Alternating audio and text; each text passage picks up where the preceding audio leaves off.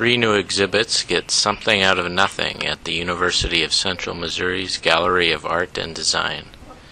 New York City artist Lisa Iglesias, for example, creates jewelry in huge sizes using materials that are worth next to nothing. This piece is called Always and Forever. I first got interested in this piece when I started to draw and to create sculptures based on nameplate necklaces and sort of like bling, the idea of bling.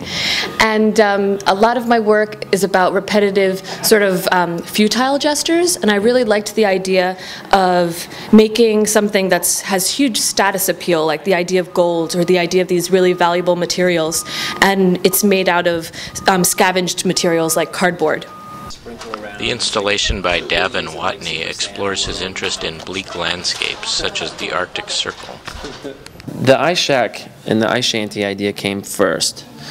And what I think was attractive about that is I've been just really fascinated with the Arctic Circle and the North Pole, and a lot of the political polarization that's going on with like how to use that land, drilling in Anwar Province, you know, drill here, drill now, all that rhetoric that was pumped up around the around high gas prices and around the election time, and it'll happen again.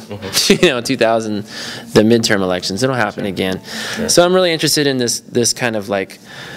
What was deemed a wasteland for a long time is now this kind of gold mine, and how global warming wraps up into that, and the different countries ready to carve that up to get access to the oil that's down below.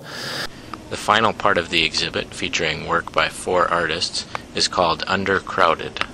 The sort of like the theme, the undercrowded part of it, was they were all working with images of sort of like man-made spaces, like the, you know, Kristen Musnug's right here has a picnic table in it, or her other one shows some miniature golf courses.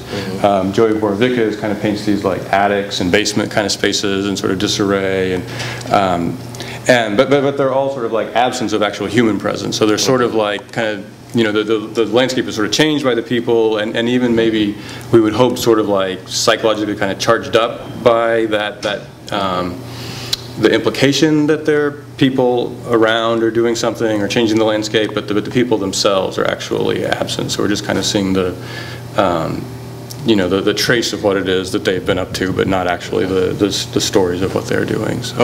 These 3 exhibits open with a reception at 5 p.m. Thursday. They will be on display during school hours through April 10th. This is John Hansen reporting for the Sedalia Democrat.